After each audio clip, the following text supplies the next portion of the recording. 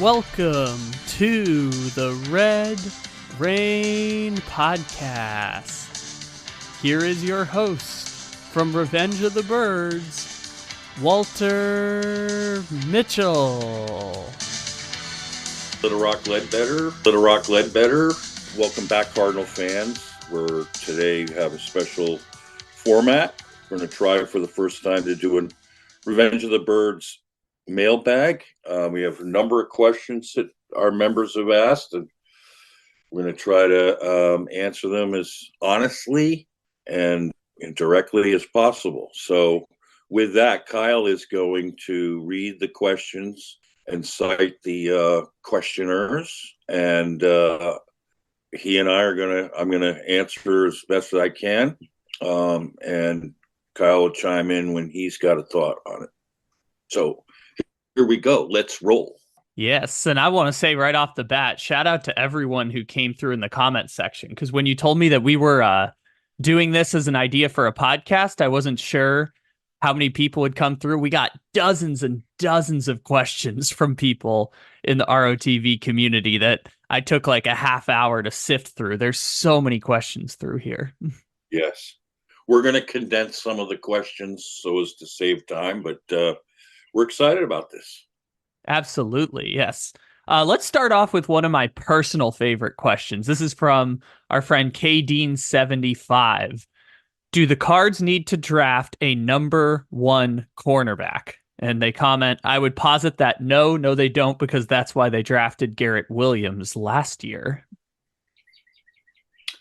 Yeah, well, and they played Garrett Williams in the slot. I think he was pretty good there. But the question is whether they're going to kick him out to the perimeter. I also think Garrett Williams could be the kind of center field free safety we really need and lack. He's very versatile. So the way I answer this is, and you guys know year after year, I'm big on slot corners. To me, they're CB1s now in today's game, because if you can't cover the slot, you can't win.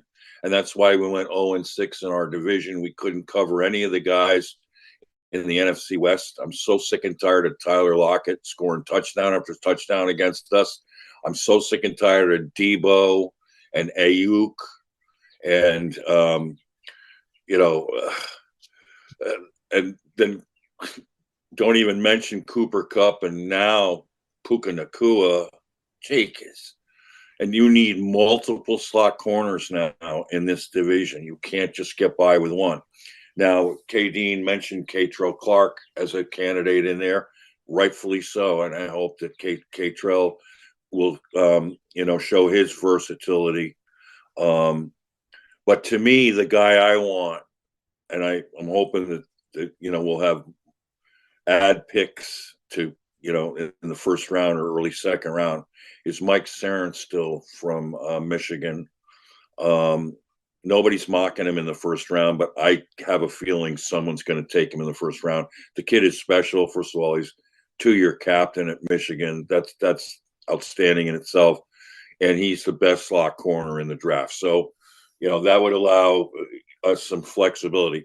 I also love Cooper DeJean, and I think he's the most versatile D-back. So if he's there, that'd be a great pick. So one of those two guys early would be fantastic as far as I'm concerned. Because then if you draft a slot guy early, there's guys later that I love in this draft. Jarvis Brownlee from Louisville. These are all guys you can get in the third or fourth or even fifth round. Cam Hart from Notre Dame. Love him. These are big guys, tall corners who can move. Also, the guy I love, Max Melton from Rutgers. What an athlete! I think he's going to be a third rounder. And then who's the other guy I love? Kyrie Jackson from Oregon. These are big guys who can play the boundary and play zone and man. But we need to really to start playing press man. And Sarenstill's tremendous at that. Cooper DeJean could bring that. And some of the, Max Melton is a press man corner. So I'm hoping this year we play much more man coverage because trying to zone the NFC West offenses is really tough. And we saw that last year for any zone. I mean, hopefully our zones will be improved. And you're going to play zone some of the time, especially when you're in blitz packages. But yeah. And So I'll I would add try. real quick for our guy Yeah. K Dean also, like if you feel like your team doesn't have a true number one corner, regardless of whether it's a boundary corner or a slot corner or someone who's kind of a hybrid of both, like say Marlon Humphrey for the Baltimore Ravens, if you don't have a true number one corner on your team, you should always be looking for cornerback help or someone who can play in the cornerback room because in this league, there's about 10 corners that I would argue are like you can you can have them be the anchor of your secondary. There might 10, maybe at most 15 corners that can be the anchor of secondaries. And if you don't have one of those guys, a plethora of cornerback options that can rotate between slots, nickel packages, even play some free safety. It's huge to have bunches of corners in the event that happens because we've seen how when secondaries thin out, it really can become a problem when you're playing backup safeties and backup corners. So I wouldn't regard the Cardinals as having a top end cornerback. I don't think the Cardinals have had a top end corner since Patrick Peterson left. So I like the group of Murphy Bunting and Williams and Keitrell Clark and Antonio Hamilton and the guys that they currently have. I also like that from 2 years ago when they had the worst secondary and worst pass defense in the NFL, even if they couldn't get a high-end corner like a L'Jarius Sneed or something like that, I like that they've just changed up all the names in the cornerback room because sometimes if you have a room that's struggling, sometimes the best thing you can do is just bring in new people and just kind of change the vibe up in the cornerback room. So to answer K Dean's question, yes, I would most definitely be looking to add one or maybe even two corners in this year's draft. I think we will take two corners in this draft. And K Dean, thank you for the question. I'd like to model what the Chiefs did. Their corners, they've drafted all those guys, but the kid that made him special was the kid I love, Trent McDuffie, who I pounded on the table for 2 years ago. In 2 years, he's an all-pro. He manned the slot for them, and they won 2 Super Bowls with him. So, I mean, go inside out is my opinion, and there are some bigger corners you can play outside, but try to get one of the best slot guys early. All right, next question here. This is a build off of what you were talking about a second ago with Garrett Williams. Our friend Sundevil99 asks, I know Walter is a big Budda Baker fan, and rightfully so, but what about drafting a true full safety like Nubin if he's there at the top of the second round? This would allow the team to save $15 million around the cap. What are your feelings about that, since I know you just mentioned playing Garrett Williams at some safety as well? Well, first of all, I mean, one of my biggest concerns about the new coaching staff is I think they've made a colossal mistake in not identifying Budda Baker as the alpha leader on this football team, and it just pains me to see how sort of pushed to the side he's become, and and it wouldn't surprise me if they trade him. They don't seem to value him as much as they should, and I thought Gannon did the worst job of putting Budda in positions where he plays best. So I'm really upset about that. But Sun Devils makes a great point in the sense that we don't have back end coverage like we should. Neither Budda nor JT are a good fit as center fielders. We need someone in that role. Andre Chachere played a little bit of it last year, but he was better coming up and making plays than defending the deep pass that burned us so many times last year. So yes, getting a free safety type in this draft I just don't think at 35 or early, we want to take Newman because there are other needs we have to address first. If we don't get right, that's going to be tough. But if they get multiple picks where you can get a free safety, at a early spot, then yes. But there are a couple guys in here that I kind of like. Dadrion Taylor Demerson from Texas Tech. You probably can get him in the 4th round. I think he'd be. I love this kid, Jaden Hicks from Washington State, from JT's alma mater. He's a really good, versatile safety. Javon Bullard, but he can play the slot. He's a versatile safety.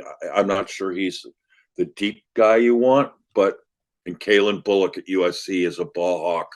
I think he could be a fit, and he might be a day 3 guy. So there's some guys later on, but I love Newman. That's a great suggestion. If we wind up getting 3 first-round picks and Newman's sitting there at 35, that may be too good to pass up. But if we don't get 3 first-round picks, I can't imagine using 35 on a free safety just yet. All right. Next question comes from our friend Stewie42, who proposed this whole fun idea of a mailbag segment. I'm going to combine a couple of questions here talking about wide receivers. He says, when looking at wide receivers for our system, how much do you think blocking will factor in? Of the top handful of prospects, which are the best blockers? And then the second part of the question is rank the receivers based on best system fit. Okay. Well, thank you, Stewie, and thanks so much for kicking this thing off and suggesting it. I really appreciate it, and your questions are great. Yeah, blocking does matter, and obviously for us. And of the top 3, Marvin Harrison Jr. and Rome Odunze are big guys who block hard. I saw Malik Neighbors making downfield blocks. He's a tough athlete. People underestimate this. He's 6'1", 199, and runs 4.35. All these guys will be asked to block. I thought Michael Wilson was really good for us in that regard. Dortch will stick his nose in there. When you're a running football team, you got to have that. So yes, it's a factor. But to me, the biggest factor is, my concern is, what I'd love to see the Cardinals do is concentrate on winning over the middle, which they started to do last year, which was so exciting. That Philly game was unbelievable. When Kyler started to hit guys over the middle, like Wilson and Dortch, and of course with McBride as the threat over the middle. I think if we turn our attention too much to the perimeter, we'll get away from what we really need to do best. And that's my concern. But of the top 3 wide receivers, the guy who stands out to me as kind of the most special in a way is Rome Odunze. There's just something really special about this kid. His leadership, the way he handles his business. I was tweeting this on X today. He showed up early. I love guys like that. He stayed late. His whole regimen at Indy was, I thought, absolutely perfect. And he's a charismatic, articulate, passionate. You can just tell he's a great teammate. So for the intangible sake, and since they're pretty, equal in talent, all 3 of them, like Daniel Jeremiah said, it depends on your flavor. What do you want? Neighbors fascinates me for his ability to win all over the football field. And he wins over the middle, and he's the best rack receiver in the draft. But I also love, got a couple guys later, like Ladd McConkey, who can do that. Ricky Pearsall, who can do that. There are some guys later on you can get. And Xavier Leggett. Oh my God, what a physical specimen he is. This is the most loaded wide receiver draft that I've seen in a while, and that's why it's you know I mean, I still have dreams and fantasies about us taking Brock Bowers, who I think is the perfect system fit. And people say we don't have a need for that. Well, actually, we don't have an H-back. And an H-back in this offense, which out of 12 and 13 personnel, would absolutely open this thing up big time. And if you heard Brett Coleman talk about Bowers as an H-back, he even likened him to Juszczyk, the H-back fullback from the 49ers. It's not as sexy a pick when you think of the top three wide receivers. I get that, but you can trade down and get Bowers. Oh my God, that would be amazing. And then come back with McConkey with one of those extra draft picks. I mean, oh my God, that would be, to me, that'd be a dream scenario of playmakers that can win over the middle and on the perimeter. I mean, Georgia flanked Bowers out wide and isolated him like the Patriots did with Gronk in Super Bowls, and he won consistently. But the thing is about Bowers is he's such a baller. He might be the toughest baller offensively in this class. Some of the running backs are real big ballers too, like Frank Gore Jr. and stuff. And then Blake Corum, oh my God, what a baller he is! But yeah, it's such a dilemma. I mean, you love the pure talent and pedigree of Marvin Harrison Jr., and if the Cardinals wind up picking him and the connection with Paris Johnson and everything, I'll be very excited. But Odunze is something special, really, about that kid. Neighbors is electrifying. But also Bowers is, in terms of the system, if you were to press me on, of those four, who fits the system best, to me it's Bowers.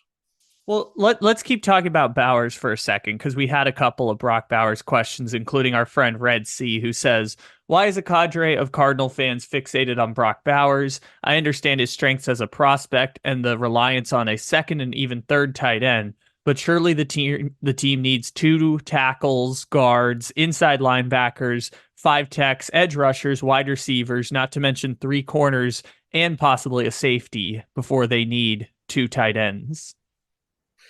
Well, where I kind of differ with that is that, first of all, the last 4 games, Cardinals averaged 414 yards per game. They were running the ball at will and played their best offensive football of the year. All 5 of those offensive linemen that started in those games are back. Plus, we've added 2 players and re-signed the other players who were free agents. And you got Joshua Williams. So now, which means that Kelvin Beachum can be the swing tackle. And then, we've got 4 or 5 guys lined up to compete for the left guard job, which is really exciting. And they signed the kid Brown from who played center for Seattle, but he's a guard. He played guard in Detroit. He has a connection with Dave Sears. So in the draft, I think later round guards and tackles with upside could be great for depth. Like the couple guys that I love are Roger Rosengarten from Washington, was queuing in on him before anyone even knew he was coming out, because I watched a lot of Washington games and I was like, this kid's on Penix's backside and doing an unbelievable job. I thought he was athletic. Watch him on pulls and traps. I mean, he fits the system beautifully. And there's some really good guards we can get later on. Cooper Beebe from Kansas State, Christian Mahogany from Boston College, Mason McCormick is another. Oh man, is he an amazing young talent from a small school, but nonetheless, but he lit it up at the Shrine game with Mahogany. There are guys later on that could really be, good players for us down the road. And I think to add offensive linemen should be later in this draft, not sooner. So, but Bowers is so special because of the system we run. If we're still with Cliff Kingsbury, there's no way I'm even mentioning Bowers right now, unless we didn't have Trey McBride. But, when you look at our system, with Bowers is not an inline tight end. He's not a classic Y. McBride is. But you need that they're like perfect complements to each other. And they're both like stud receivers. I mean, between the two of them, we'd have the last 3 Mackey Award winners. McBride won it in 21, and Bowers won it in 22 and 23. I mean, this is a special player who's a special fit.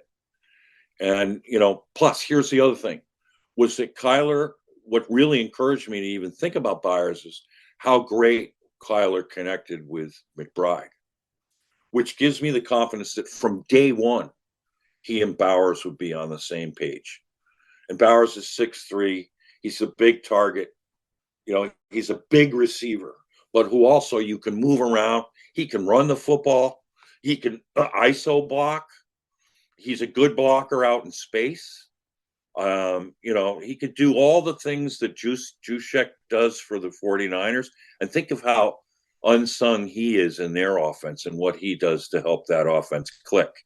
So it's just a special fit. I mean, it's just, I know that it's a love of the big wide receiver on the outside who can, try to get beyond the coverage but that's not where the focus of our offense needs to be right now. And I loved what Michael Wilson did. I'm making the case for him. I think he played a good X down the stretch. And yes, you got to keep him healthy, but I think he will. And I love what he brings to the table for that position. And I love Dortch. So, I mean, adding Bowers and another receiver later in this deep receiver class, that's the other thing that encourages me is, you can grab Bowers early and then you have your pick of Malachi Corey. Oh my God. I mean, he probably won't go until the 3rd round, and he might be one of the very best. He might be the Nakua of this year's class. I mean, Roman Wilson. Oh my God. I love that kid. And he's not even in most people's top 10s, which is bizarre to me. I mean, Roman Wilson, are you kidding me? That kid is like effortless precision on a football field. He is special. Like I'm looking at Mel Kiper's top 10 wide receivers. Roman Wilson, nowhere to be found. Unbelievable.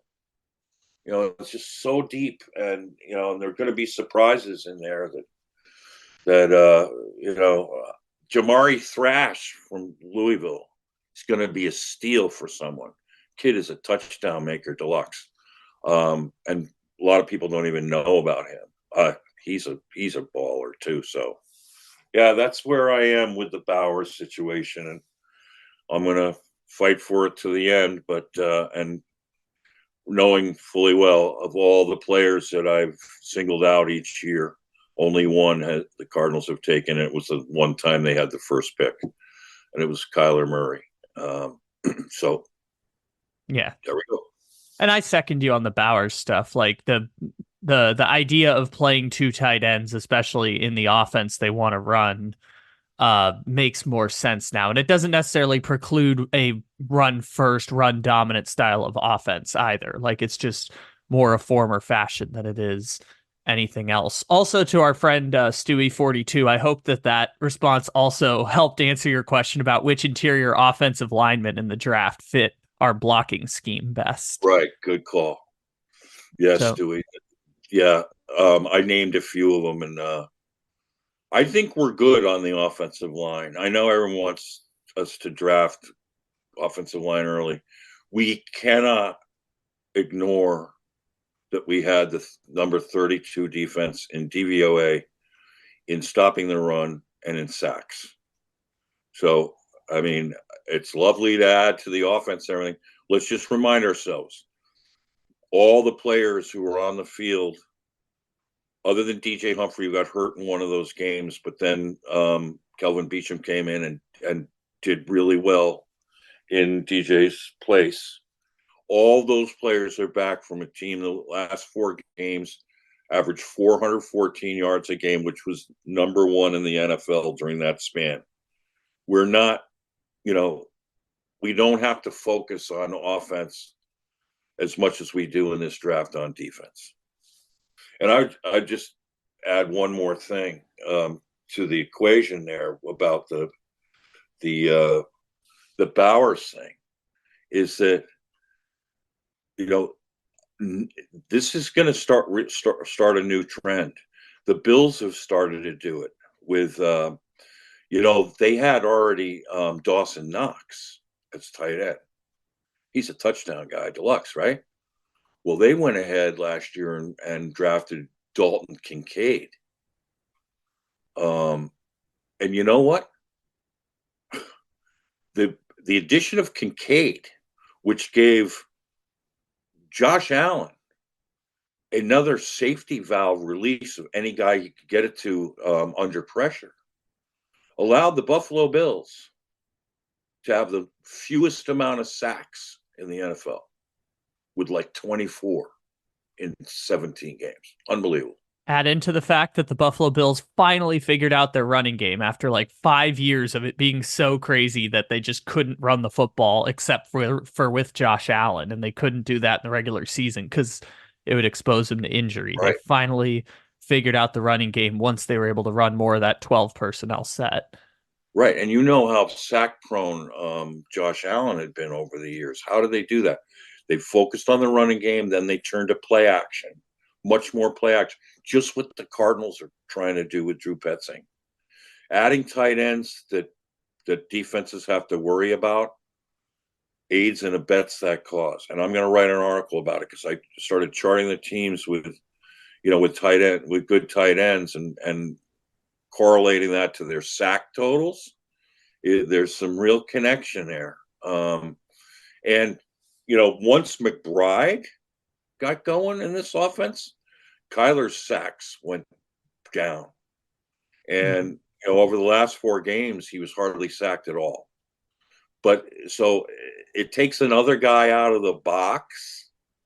It makes you worried more about blitzing when you got especially 2 tight ends. That if you blitz the strong safety on that tight end, you now have a quick hit hot read. It makes teams more reluctant to blitz. There's so many aspects to this, but in rolling with what Petzing's trying to do, and in keeping Kyler clean, this could be a brilliant thing on their part if they put this thing together. And they have the ability to adapt and evolve their offense as they go along, which honestly, I think Petzing showed a willingness to adapt and evolve from the direct scheme that he was running before. Like, I think there's a real evolution based on the personnel that he has. And I think that's what gives me more optimism than anything else, that he'll be able to adapt and evolve the offense he traditionally wants to run based on the personnel that the Cardinals have. He ran different offenses with different quarterbacks and different skill position players based on who was healthy. See, as much as you love Marvin Harrison Jr., if you draft him, it'd be criminal to just ignore him most of the time. I mean, he's a guy who's going to want the rock. And, his dad's coaching him to understandably so, ask for the rock more, demand it. And in this offense, I don't think we can afford to do that right now. Not with how we're building it. I don't think we can take away the focus from the running game and play action over the middle, which is what wins Super Bowls. I mean, Brady did it for years, and now Mahomes is doing it. I mean, beating teams over the middle is the way to win games in the NFL today. The perimeter, the romance of the perimeter game is gone. I mean, sure, it's always great, but it's just not. And, teams play cushion now on outside guys, make it harder, and they play double, twin safeties, cover two, which makes it harder either, too. The other thing it does is it puts your quarterback in a better position to succeed at times. That's the other thing that's important about it is throwing the ball to the outside requires a level of pinpoint accuracy that some quarterbacks have, or if you're throwing deep outside, it requires a level of arm strength that not a lot of NFL quarterbacks have. So, right. That big year that Kyler had with Hopkins first year, it came at a cost for the rest of the team because Hopkins was targeted a zillion times. And anytime you target one receiver that often, you're going to get over 1,000 yards. I mean, Hopkins was good. Don't get me wrong. And that was his one really good year for us. Unfortunately, it was only one really good year. But it came, you want to throw it at guys like that as much as you can. And it behooves you if you have them on your team. I mean, you're not going to make that trade for Hopkins and ignore him. But at the same time, you're trying to do other things. I just think that would put added pressure on Kyler to have to feed Marvin Harrison Jr. on the outside his fair share. That was one of the reasons why I argued I didn't want them to re-sign Hollywood, was that I think it would put added pressure on Kyler to have to feed him the rock. And in areas that that are not as into the focus areas of what this offense should be, and could be, because it can be really good if they get this right.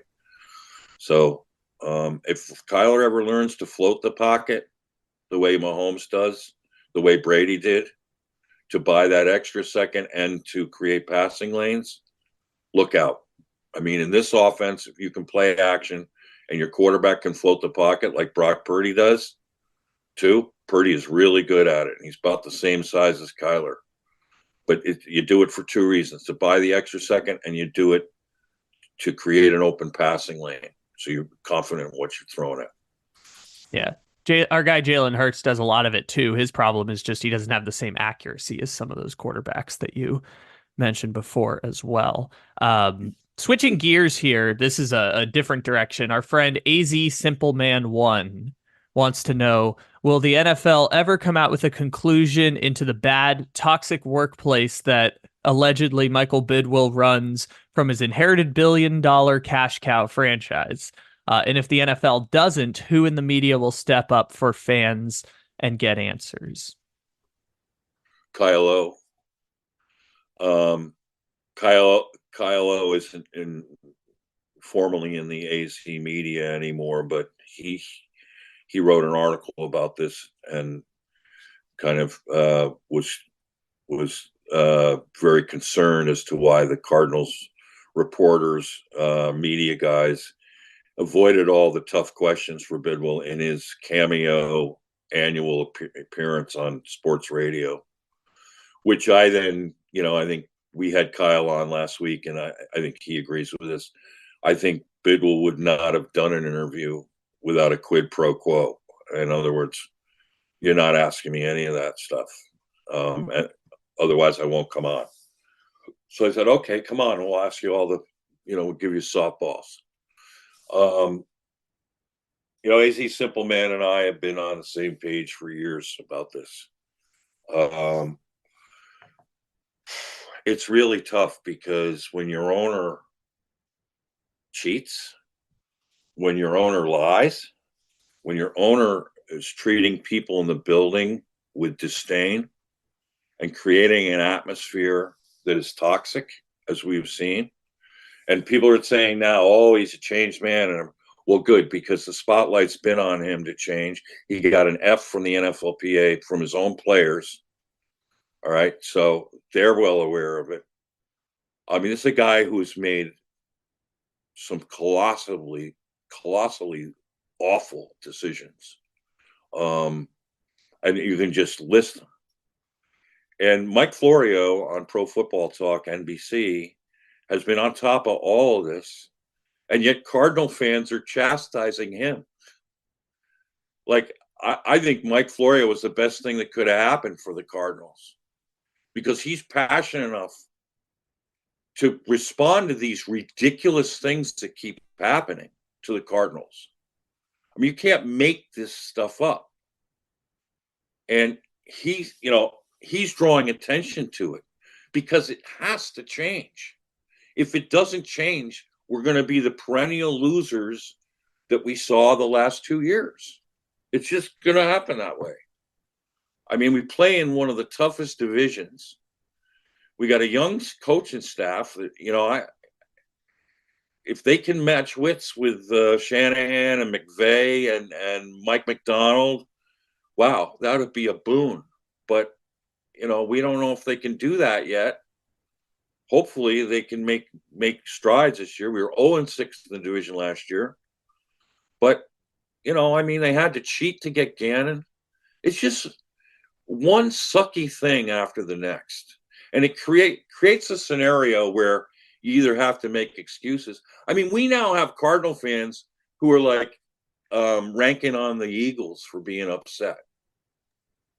I mean, if the shoe were on the other foot, and we found out during our one Super Bowl that Russ Grimm was taking calls from teams to be a head coach, we would have been bullshit. I mean, so what strikes me, and I think AZ Simpleman, who is AZ Kid, would agree with this because I know him really well, is that Mike Florio is doing what Cardinal fans should do.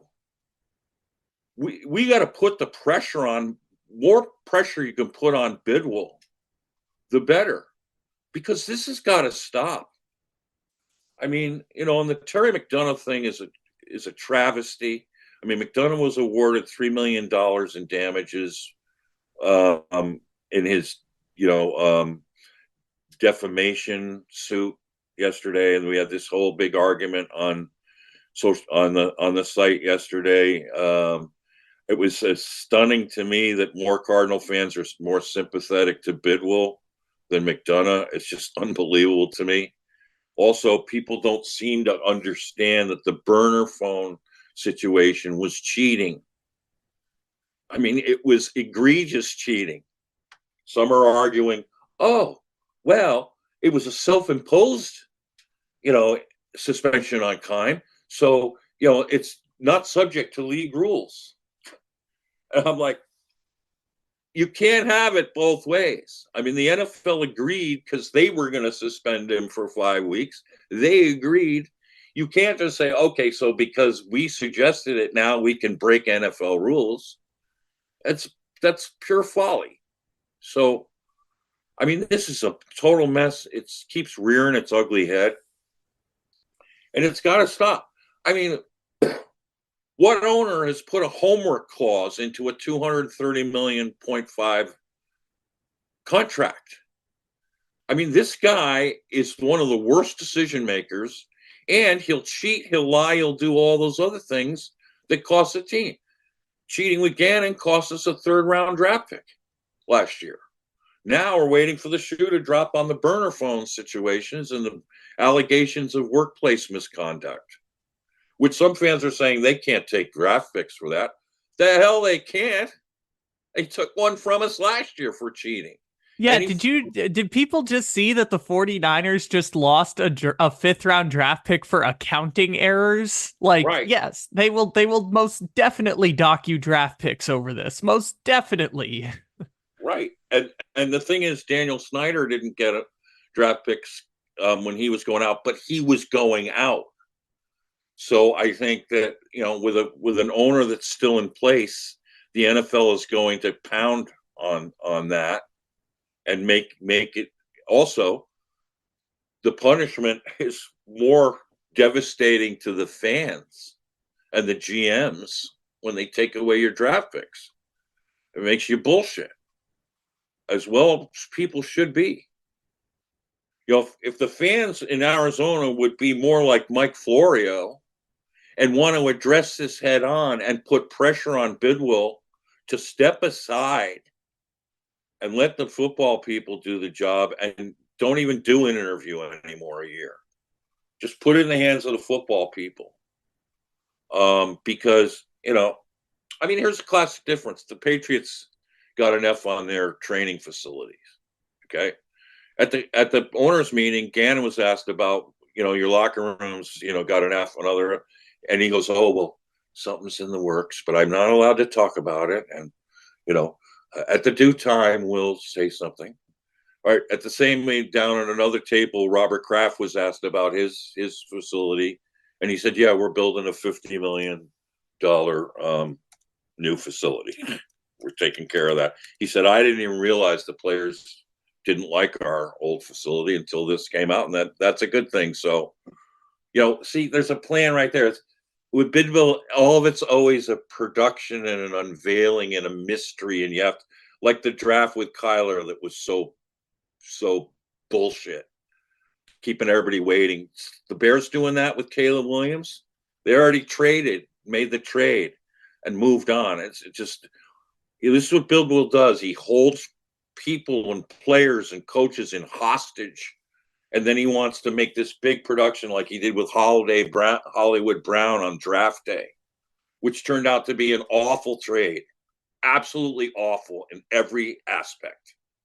In fact, you can look back at these wide receiver trades, and none of them for these veterans worked out well. None of them, including the Robbie chosen one, Anderson. But the atmosphere has to change in that building, and the more that good people, hopefully, Monty Ossenfort, I'm just shocked at him that he cheated on this thing right out of the gate with Gannon. And quite frankly, I'm just kind of still puzzled as to why Gannon was his guy. Hopefully we'll find out this year. But with other guys out, Lou Anarumo had the key to beating Patrick Mahomes. Nobody's done it the way he has. He's done it 3 times. He's the one guy that kept the Chiefs from the Super Bowl the last 4 years. He's sitting there wanting the job. He's so much more qualified. Plus, you had guys out there like Brian Flores. You had guys, and you just basically ignored him. So, something's got to change on this defense. So, but anyway, back to AZ Simple Man. I hear you, man. I'm feeling it too, and good for Kyle Odegaard for drawing attention to it, and he's been great about that. He talked about it last week, and the more that, but we fans have to draw attention to it. We can't keep enabling this guy. He just had to pay $3 million in damages for that just evisceration he laid on McDonough, which was just despicable and were blatant lies. And now we have a thread and guys are more sympathetic to Bidwill. That is classic enabling, and it's got to stop. If we fans don't put pressure on him, it's just going to continue. So it starts with us, and we're shareholders, by the way. We're the ones who make this all possible. We're the ones who spend the money. We're the ones who invest our time and energy and money in this thing. We should act like it more, in my opinion. We should get you an actual piece of paper that looks like the shareholder thing that the Packers have, because the Packers are a publicly traded company. We should get you a shareholder's piece of paper for the Cardinals. Let's do that. Yeah. Let's take over this thing. Seriously. Yeah. It's just, I'm sorry, but and now that I'm just on this, and I know AZ Simple Man will agree with this. I said at the time, and hopefully this changes because it looks like Kyler's now invested. But by giving a player who refused to go back in the end of a playoff game where he had his worst game as a pro, who then scrubs his socials of all things Cardinals and could give a shit whether the Cardinals keep him or not, to cave in and give that guy a $230 million contract in front of those teammates was like the most egregious breach of integrity and understanding of how a football team works that I have ever seen, ever. I mean, it's just, there was a divided locker room. So the message that sent to the football team was that here's a spoiled kid who's, does his own thing, is not very dedicated, doesn't study film, and can have an awful game and quit during the game on the team, then quit on the team on social media, and then get a bag like that. I'm sorry.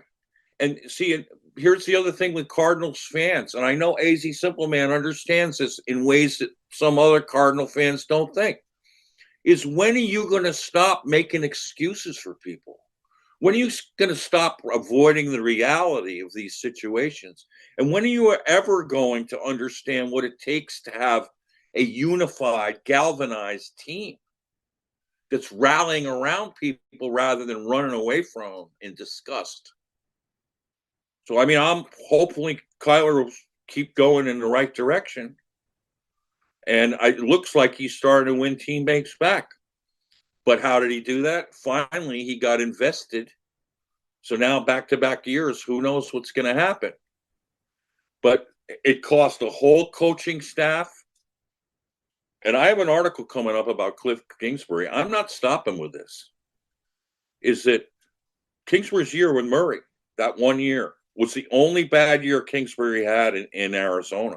If you go back and look at his history with quarterbacks, it's an anomaly when his offenses aren't near the top of the league. And, in Arizona in years 2 and 3, he had the number 6 and number 8 offenses. And people want to blame that on Cliff. Well, the history, if you look at that throughout his entire career, I mean, he won, had top offenses with like Nick Simonek at Texas Tech. I mean, he's quarterbacks, and he so, and it just irks me to no end that Cliff became the scapegoat for this. And it's hard for me to stop thinking about that. Yeah, and even though I disagree with the assessment of how the 2022 season went, the one thing that I'll also add is that the other thing that makes it easier to build locker room camaraderie is that I think Tyler might be the longest tenured Cardinal now. Maybe Budda Baker has him by 1 year, but I believe that the other way to build camaraderie is that like over 50% of the team from 2 years ago is no longer on the team. So they've just changed out all the voices in the locker room, or at least the meaningful voices in the locker room. So, I'm not going to let it slide. What about the 2022 season do you not agree with? The assessment of spoiled brat stuff, I don't go that far with Kyler necessarily. I mean, people called out the maturity and called out the way that he handled the playoff elimination, which I think are fair assessments. I mean, the him and Colt McCoy and the coach sitting on the sideline, I think that's a fair criticism, absolutely. But it takes away from the work that he was putting in at the time, and also like, yeah, spoiled brat can be a definition, but it is also someone who is a professional and does carry himself with a certain level of professionalism in the work that he's putting in. Plus, he was kind of worthy of the contract to the Cardinals, and I don't think that's necessarily a fair assessment to say it was betraying the trust and an egregious mess up to then offer him the $230.5 million at the end, when we knew the whole time this was going to end with him getting a contract extension, because in that, what was that, So yeah, the winter of 2022, we all, or at least I felt confident he wasn't going to play another game on the current rookie contract with the Cardinals. He was gonna put pressure on them by sitting out into the season until he got that new contract. Well, it's interesting you used the word professional. We have J.J. Watt and Budda Baker on tape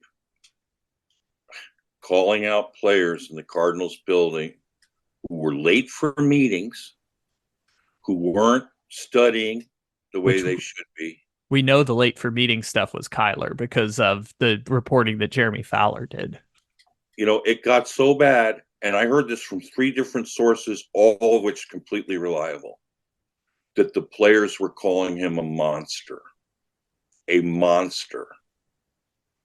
Okay. This is during the 21 season or the 22 season? 22, which Okay. you have the issue with. And, how that comes back on Cliff is just mind-boggling to me, because Cliff was there the whole time. Cliff was at every OTA that Kyler skipped. Still, campaigning for Kyler to get his contract. But Cliff was there the whole time. And no one worked harder. I mean, Michael Bidwill, who wants to scapegoat any coach he leaves behind, even had to say he was the hardest working coach he's ever seen.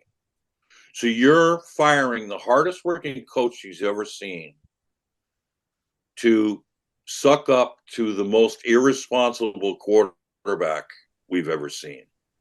It's just, this is why Michael Bidwill is a horrific owner, because he doesn't understand shit like this. And when you said everybody knew he had to get his contract, no, he didn't. I wasn't in that camp.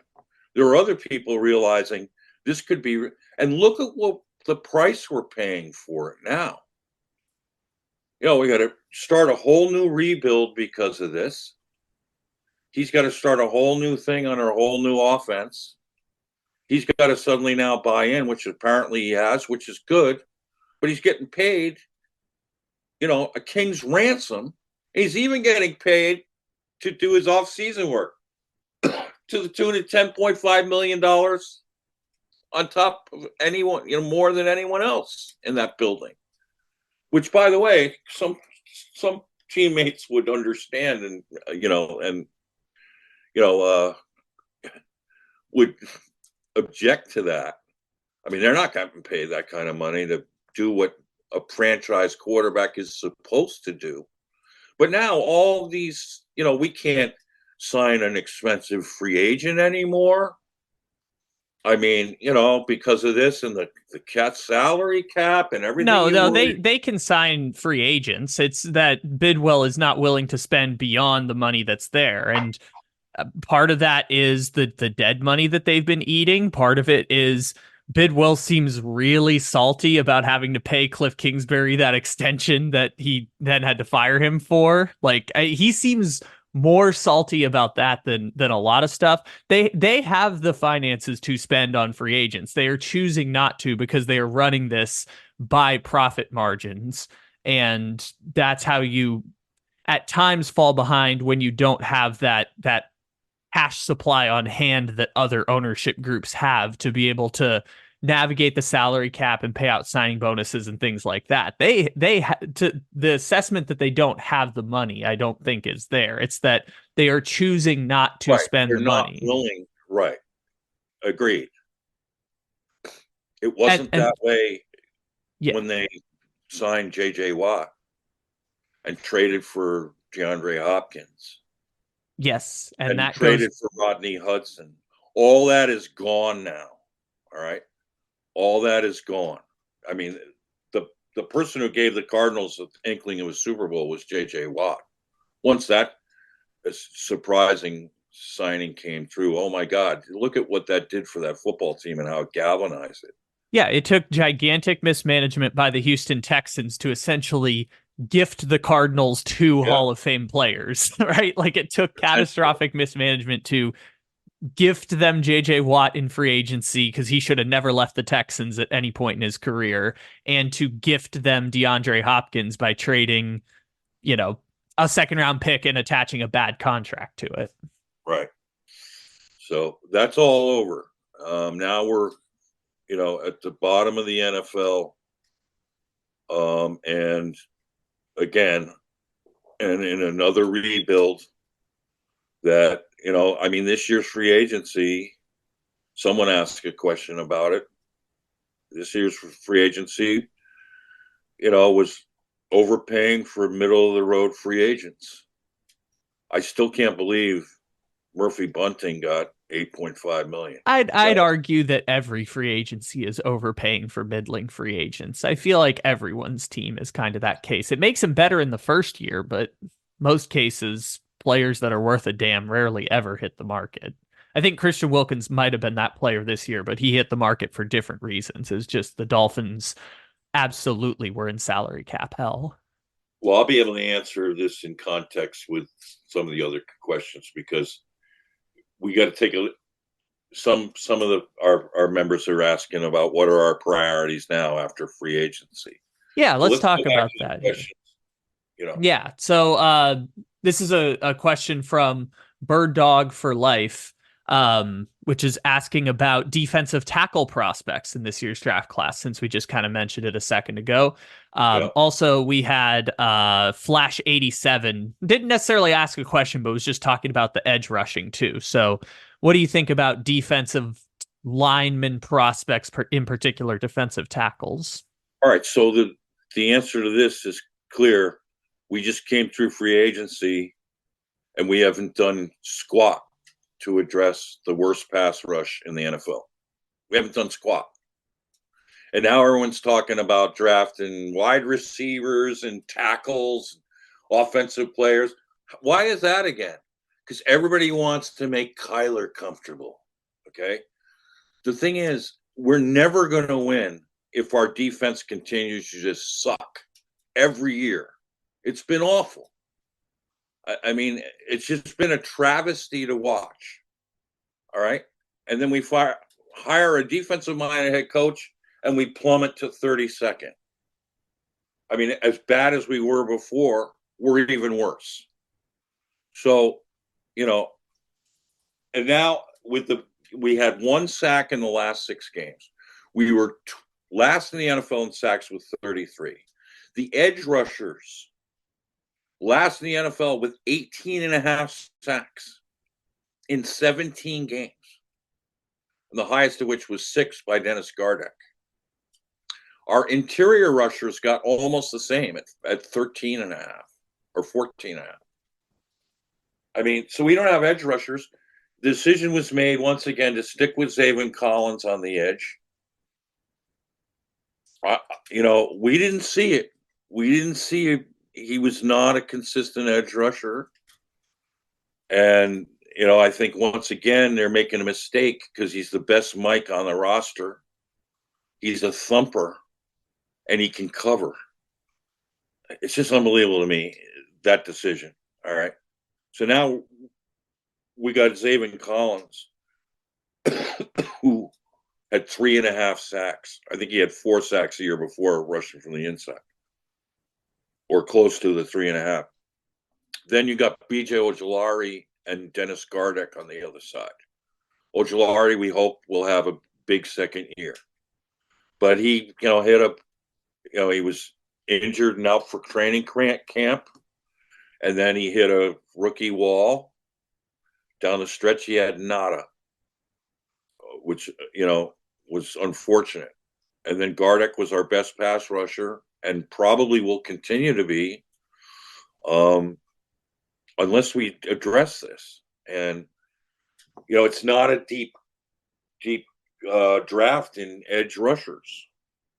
I mean, and I'm not convinced the first 2 guys, Turner and Verse, are reliable guys either. I mean, I saw Verse. There are times that Verse really frustrated me watching him on tape. And I saw him in real live games because my Boston College plays Florida State every year. That was a fun game too. Yeah, we had him on the ropes. Verse was not much of a factor in that game. he's just such a hot and cold player. It's hard for me to just embrace him. And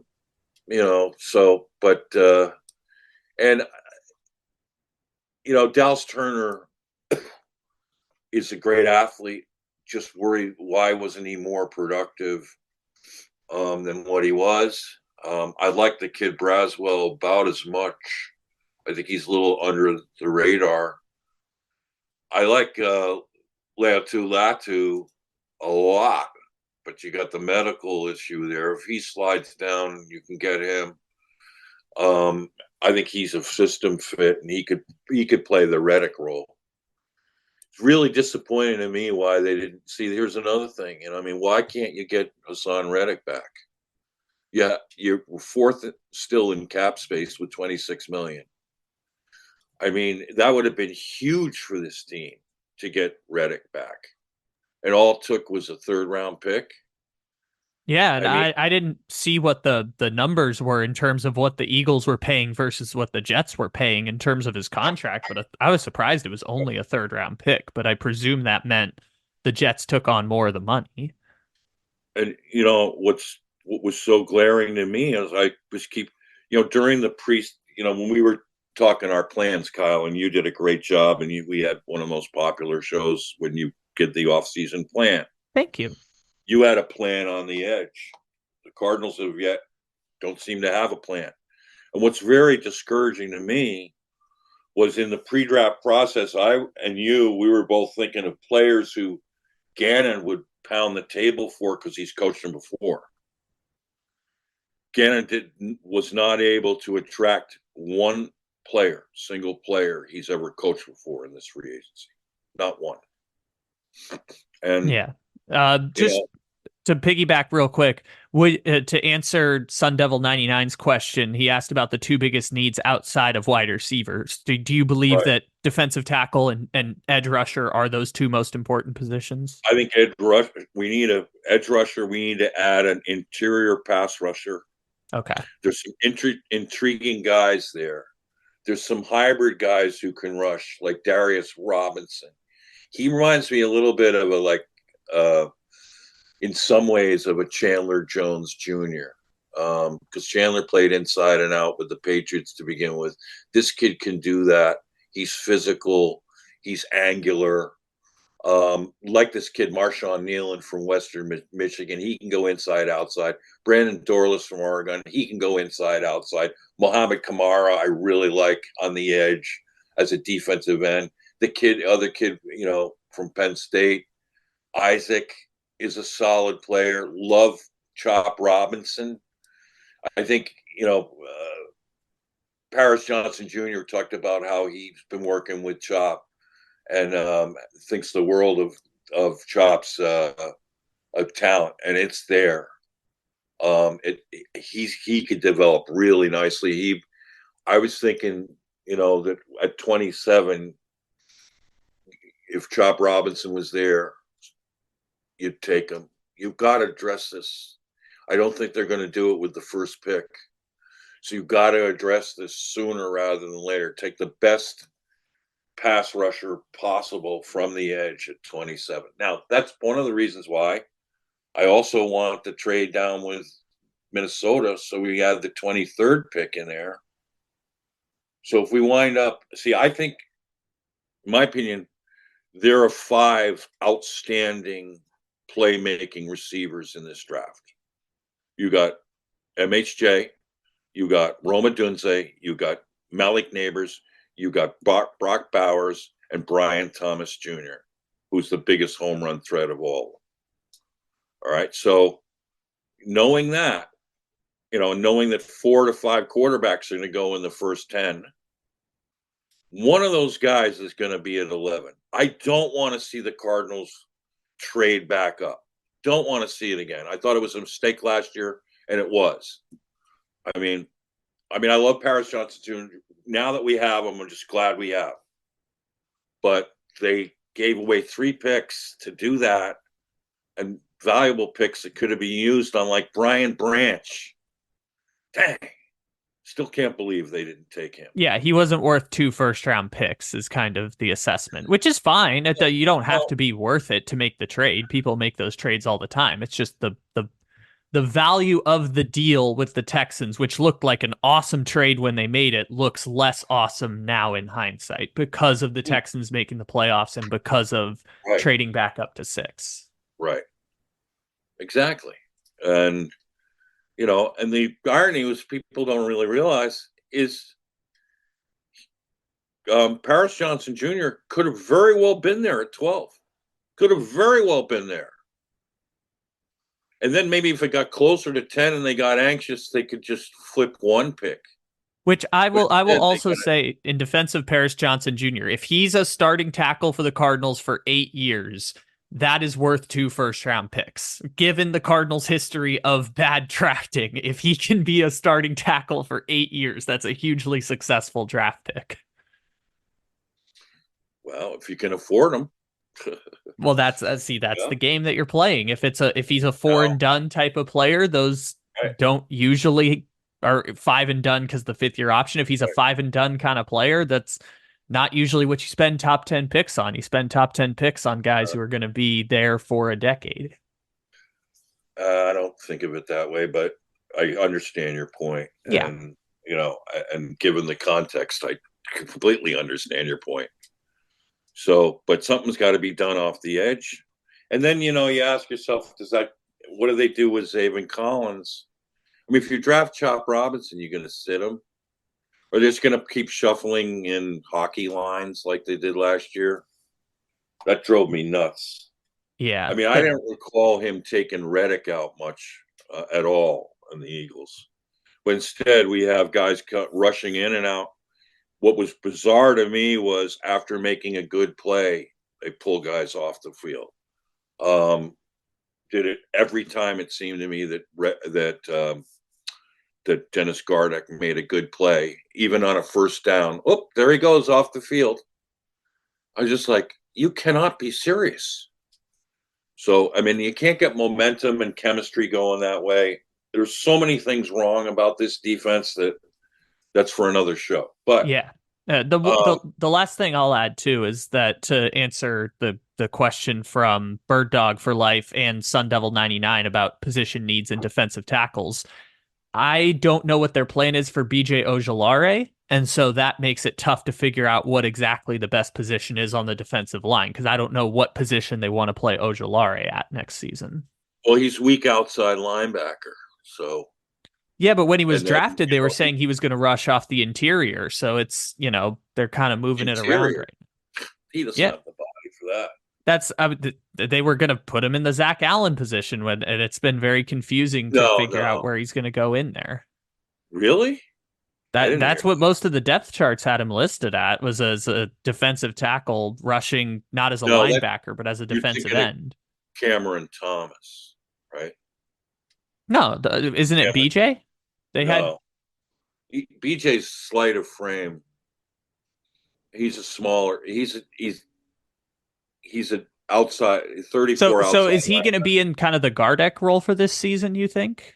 Yeah, well, he should be in the Reddick role, but instead of Reddick, they have Zaven Collins in the Reddick role, and he's no Reddick. That's the problem. I see. I see what you're saying. Oh, so they've created a worse situation for themselves than they had to. And, it was disappointing to me and a lot of people when at the combine, Gannon doubled down on Zaven on the edge. And I was just like, you got to be kidding me. I mean, I love Zaven Collins. He's one of my favorite players. But once again, it's just colossal how many personnel decisions the Cardinals just screw up year after year. It's mind-boggling that we have to endure that as fans. And, and then watch them just get pissed away. Watch Myjai Sanders, who we were all really excited about, not even get a chance to play and get cut. And even Brett Coleman goes, yeah, Mhm. glad to have him on the Texans. He said that Uh, was a total gift. Speaking of Texans, we have breaking news on the show here. Go ahead. It's funny because we were just talking about this team earlier, and I kept a comment in my mind that would have aged great at this point. Texans just traded for Stefon Diggs. No kidding. Yeah, Wow. What'd Texans. they get? What'd they have to Uh, give up? a second round. They got it. They gave up next year's second round pick, and then I think they got back a sixth or something like that. Wow. So, They're going Steph- to be, and here's the thing, that just drives you nuts is rewind a year ago. You get the Cardinals and Texans, two of the three worst teams in football, right? No one could argue that the Texans roster then was better than the Cardinals. You just couldn't. And I laid it out even by the PFF grades. Although some Cardinal fans kept insisting with me that because of Derek Stingley, it was better. It wasn't. And look at now where the Texans are. Look at where the Cardinals are. Still in the basement, and they're on the fast track to the penthouse. It's unbelievable. And this is how things can change. But the big difference was that the Texans dared to try to win right away.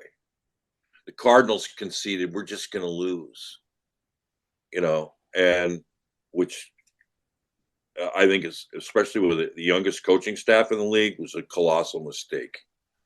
There are ways where you can still be competitive and try to win games. I mean, this team, if they had just done the smart quarterback decisions, this team would have been 3-0. mm-hmm. It would have been 3-0, and it's a whole different ball game when you start out 3-0. So, but anyway, Yeah. good for the Texans. They're loaded now. Everybody wants to go there.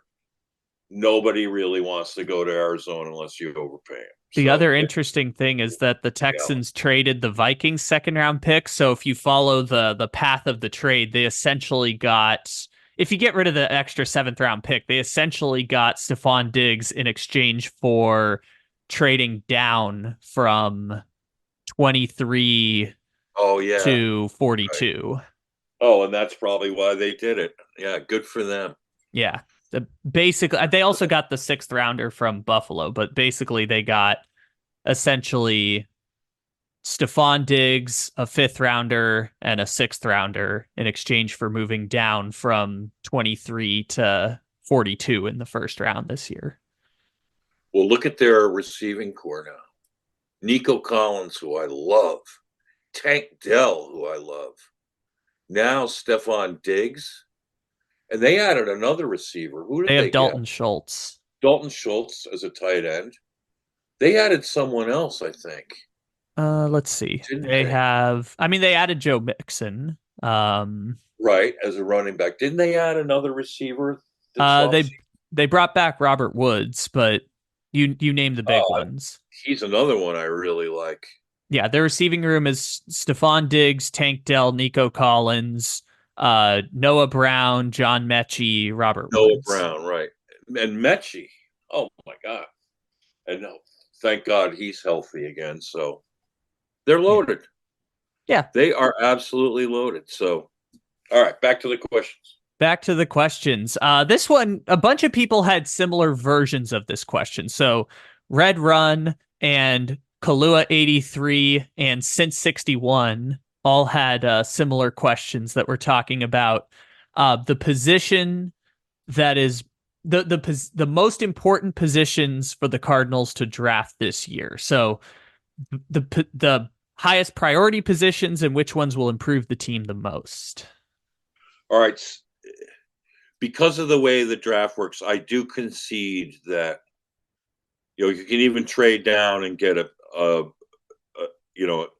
guy like Bowers who's a perfect system fit, or even I mean, plus if you're at 11, and I don't think all 5 of those great receivers are going to be off the board, but even if they were, give me Quinion Mitchell as a corner.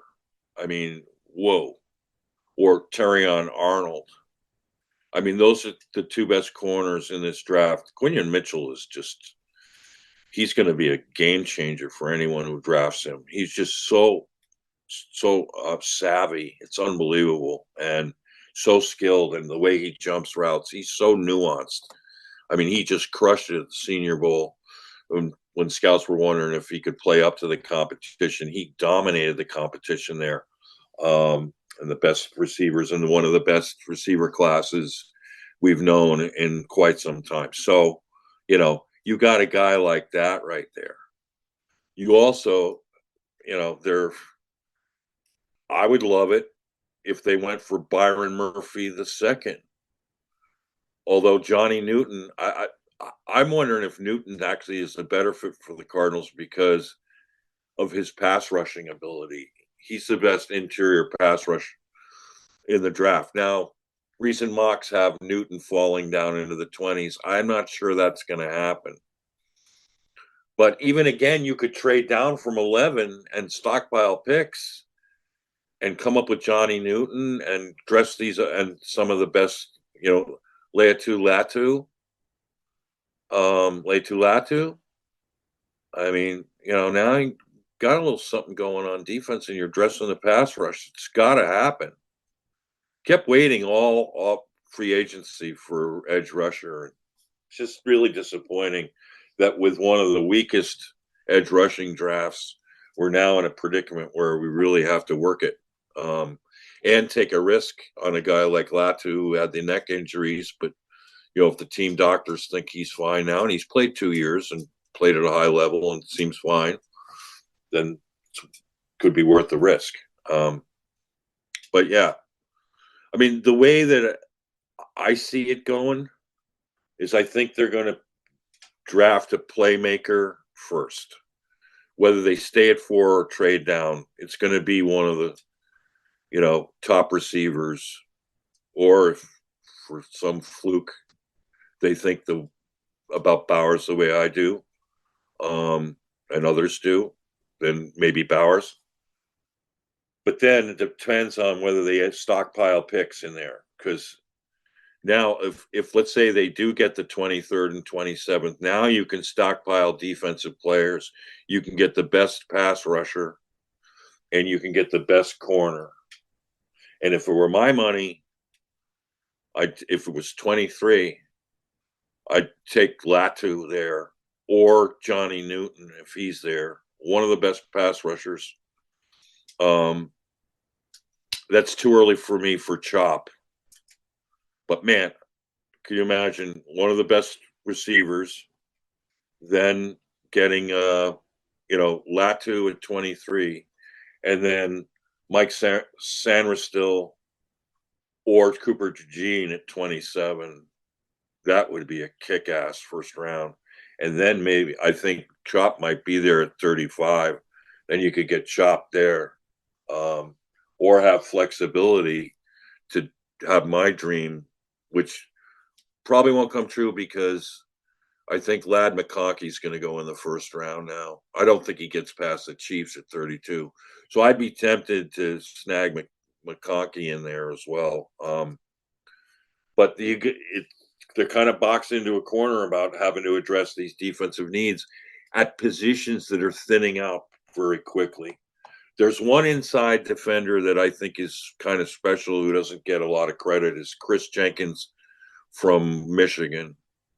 I mean, if he's on the board at 35, I'd jump all over him. I would even consider taking him in the first round. I think he's being grossly undervalued. The thing is, at Michigan, they had those rotations. They kept they were so loaded inside that if Chris Jenkins had played more, I think he would have flashed more. But Chris Jenkins is a freak athlete, so he's right in there. I would take him at 27 any day of the week. I think he's deserving. Mel has him as number 4, with Murphy Fisk. That's another kid who's really intriguing. He's a little older, but he's got inside. If they could get Fisk, that's another. Thinking about that, Fisk at 27 would be appealing to me. Fisk at 35 would be a steal. So they've got these, opportunities to address the worst pass rush in the league. I think give them credit for adding 2 players in Bilal Nichols and Jones, for helping, plug the run. That's going to help a big time. And then Mac Wilson can help on the inside linebacker spot if they use him there, or they might even move him over to the edge if they don't come out of this draft with an edge rusher. So, but yeah. All right. We've got a question from our friend Since 61. He wants you to make a prediction. Over under 6.5 wins for the Cardinals. Right now, I'd say under. We haven't done nearly enough defensively. I mean, look at the division we play in. I think offensively, much will depend on Kyler's health and focus. That's going to be huge. And if they can sustain the running attack. But again, what I'm worried about is the focus shifting off of what it was in year 1. I think if they do that, they're going to be in trouble. I mean, like if you get an outside receiver, you're just going to keep throwing at the expense of not running like you were doing or play actioning like you were doing. Well, it depends on this draft, and then you're relying on rookies. But it's disappointing. I mean, they gutted the roster. Some players that we're probably not going to re-sign anyway, like Simmons. But that hurt. I mean, I thought he could have really helped us. I'd still dreaming about a 4 linebacker system with Gardeck at weak outside, Kaiser White at weak inside, where that's his best position. Zaven Collins at the mic and Isaiah Simmons at strong outside linebacker.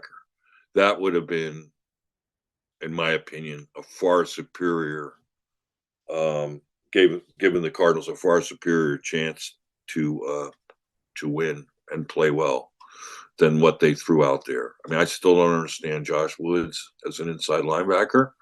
As a special teams guy, he's great. I still don't understand Kaiser White at Mike. Converted safeties tend not to hold up well at Mike, and we saw why. Especially when you have a guy like Zaven Collins who's built to order for Mike. I mean, essentially they're weakening every position by the decisions they made. And, so, I mean, if we can't stop people again, I mean, it's going to put all this pressure on Kyler. Here's the other thing, too, is when you're running ball control, they're going to be lower scoring games. So a lot of games are going to come down to the fourth quarter. And look at what happened in most of those games, on the few games that did. Look what happened in the last game. Seahawks go 65 yards in 3 plays. And then get a game winner on the guy who scored the touchdown, Lockett, who has crushed us for years, is wide open at the back of the end zone. I mean, something's got to change. If I were to put an optimistic spin to get to the over 6.5, one is when they got to possess the ball last, like they did in that Eagles game. Look at the good things that happened, especially for Dortch. And yes, the other thing is going out on a hunch. I don't know what it is, but there's something fishy going on in Seattle. I don't know what it is yet. I can't figure it out, but Yeah. Seattle's vision seems strange to me right now. I don't want to come out and say I think they're going to be bad next year because I don't think that. They've been basically 9-8 for the last 5 years, but something strange is going on in Seattle, and I don't understand the direction that they're going, but we'll see. I think it's Michael Penix. I think they're going to try to keep him in house in the I state. think it would That make would be sense. great But fit for them. But yeah, they've been a mystery team this offseason.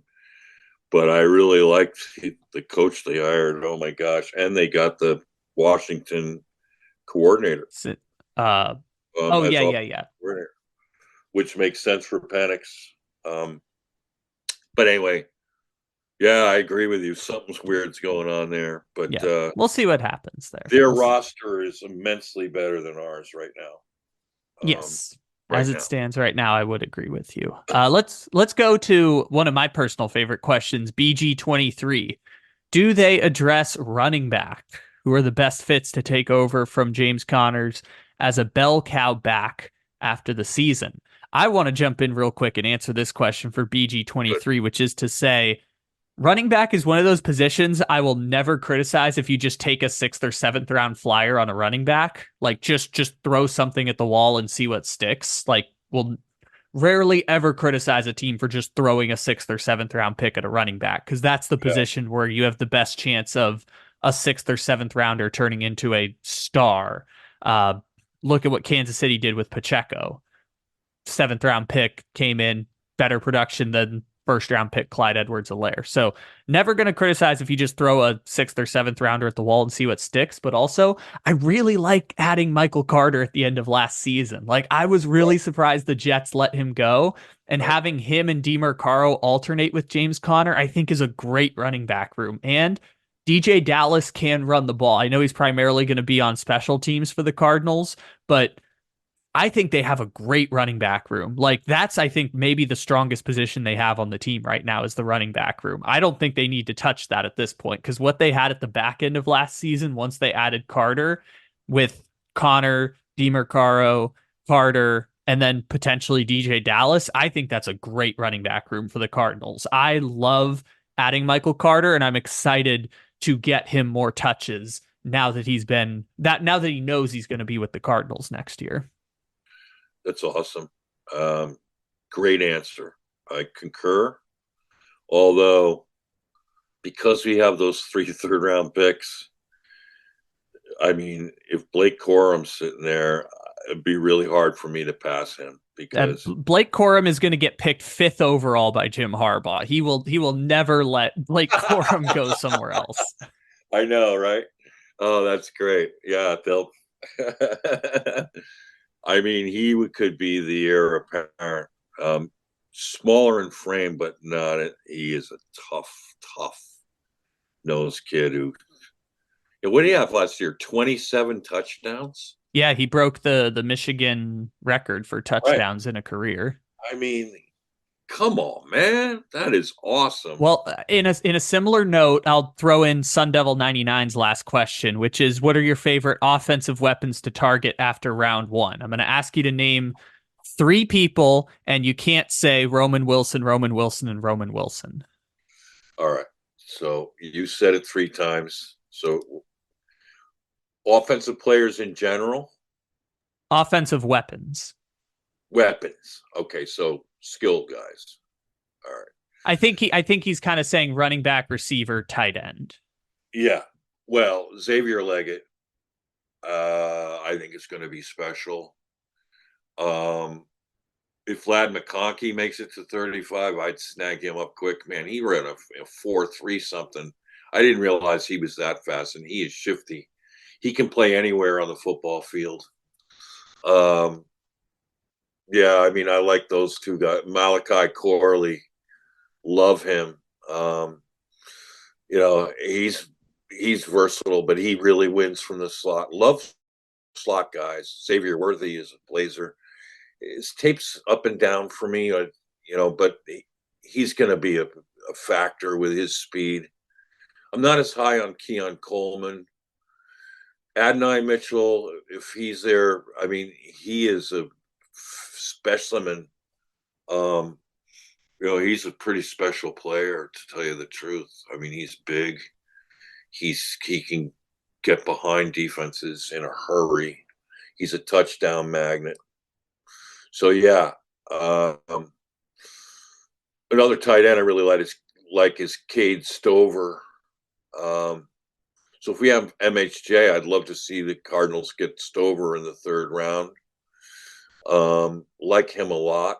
Well, Let's sleep on this kid Tanner McLaughlin from Arizona on day 3 if he makes it there. He'd be an interesting. Love Ben Sinnott. Love him. H-back, tight end, fullback, all-purpose. He's not Bowers because he's not the receiver Bowers is.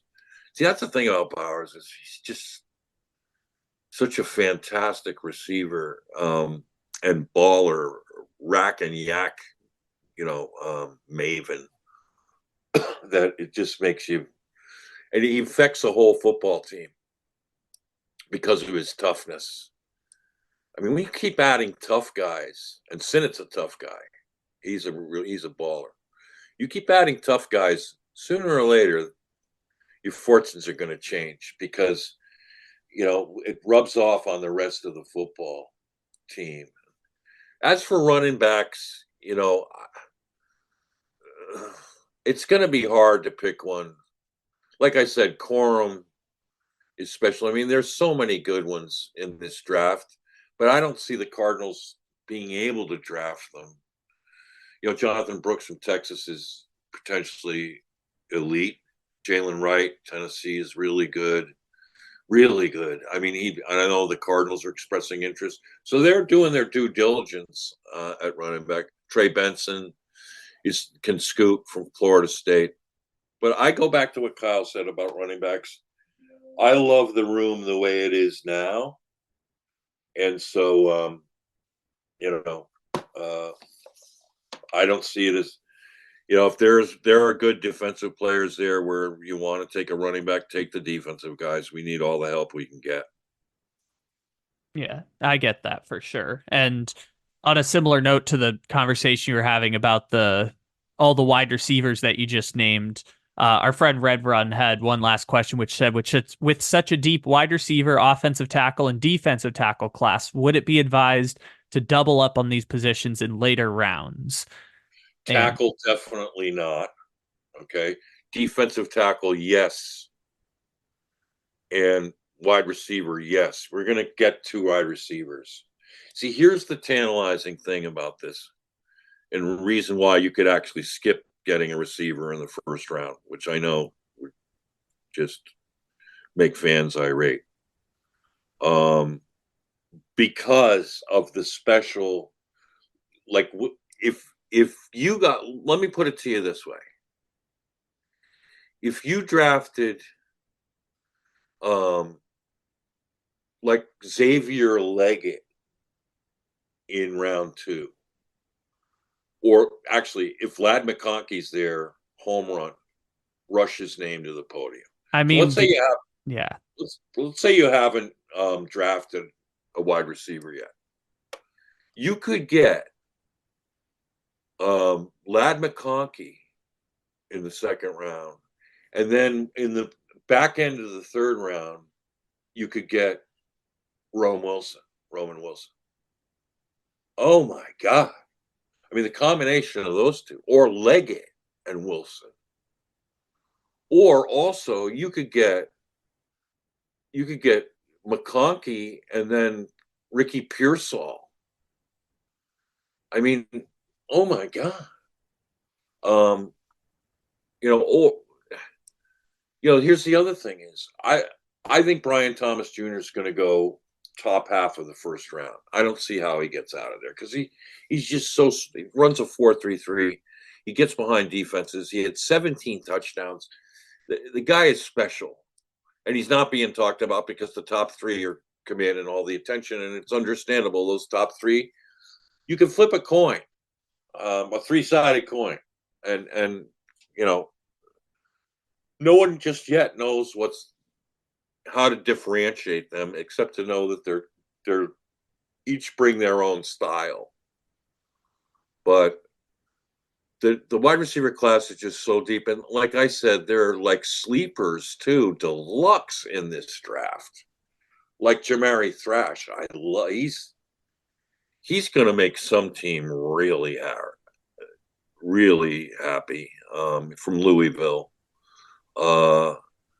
he's a goodie.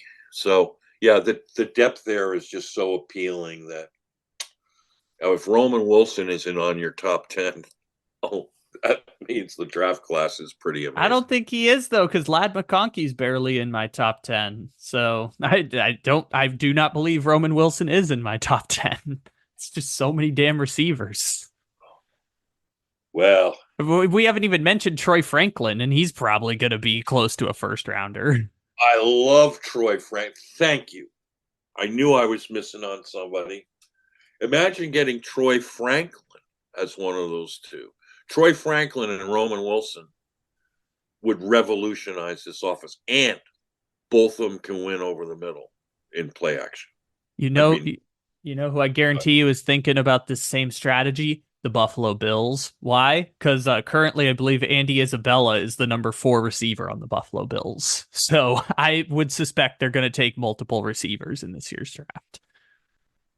And they're picking the best draft to do it. And they're getting rid of a head case. Well, okay, so that's interesting because people are kind of providing context, and it sounds like Diggs is the one initiating this trade because Buffalo's taking like a $31 million dead cap hit this year. So this seems to be a case of Diggs was not coming back. So it's getting the whole diva wide receiver thing's getting, just intolerable. The weirdest thing about this one is that we've known that there's been issue for close to a year, and we still don't really know anything about what the issue is. That's the thing that's so strange about the whole Stefon Diggs situation, is that like last June we knew that there was tension there, and we still don't really know what it was all about. It's been the strangest thing. Well, I mean, their offense is now changing to become more tight end centric. Oh, yeah, no, Diggs got... They're going like the Ravens now, and the Ravens wide receivers are all pissed off. Oh, Diggs absolutely got phased out of that offense relative to his production before, but right, the issues had started when it was still Dorsey as the offensive coordinator. I mean, maybe it was kind of exacerbated by Brady taking over, but last offseason, we kind of were like, hey, Diggs ain't really happy here in Buffalo. So I guess I kind of just forgot about him for a while, but it makes sense that they ended up trading him. And I think Buffalo is going to probably be in the Lad McConkey game too, because Lad McConkey, he's not as skilled as Devonta Smith, but I think under the right circumstances, he could have the role that Devonta Smith has with the Philadelphia Eagles. That's kind of... Lad McConkey would be perfect for what they're doing. Perfect. For Buffalo? When did they pick? When did they pick? Buffalo, I think 28. Right after us. Ooh. Oh, imagine if we stole McConkey away from... Oh, that'd be sweet. Get those Bills back. Yeah, because a lot of the players they have kind of fit the more slot type of mold at this point. They've got Curtis Samuel. They've got Andy Isabella. They've got KJ Hamler from the Broncos formerly. So I think Mac Hollins is there now, I want to say. So those are the people that kind of fit the mold. Yeah. All right, we got 3 questions left. Questions left here. This one is one of my personal favorite from our friend Horace No Name. Walter and Kyle are taking a leisurely stroll on the beach. Yeah, I know. Right. When they come upon an old lamp with a faded red bird on the side. Walter picks up the lamp, rubs the sand and dirt off, when all of a sudden a big red bird genie appears. You have awakened me from my slumber. You are now granted 3 Arizona Cardinal wishes. You can't wish for wins or championships, but you're essentially the genie version of a general manager. Any player in history can be yours. Any coach in history can be yours. Anything a GM could do without limits of time and space, and I presume money. So what are your 3 wishes? And then my 3 wishes. Don Coryell as my coach, Larry Wilson as my defensive captain, and Kurt Warner as my offensive captain. Those would be my three. That makes sense. Go harken back to the best Cardinals that have happened in all of time. I'll also toss in Aeneas Williams also, if we could get him sliding in here Yeah. as We were only given three, dude. Yeah, I get my three though, and I'm gonna pick three that aren't the same as you. I'm gonna slide Aeneas Williams in as the number one corner Yay. for the Arizona Cardinals. This is a non-Cardinals one, but if they're looking for someone to fill the twin tight end roles kind of thing, I know that Brock Bowers is available right now, but I grew up in San Diego. I grew up watching the Chargers. I'm going to nominate Antonio Gates to just slide into that role baby. that Brock Bowers would be at. I got you. I love that.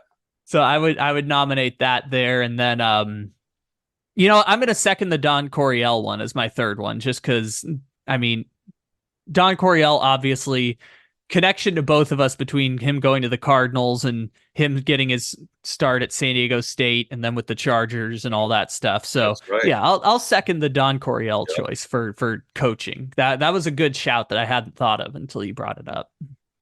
Yeah, Kyle's from San Diego. That's why I call him Little Rock, is one of the most famous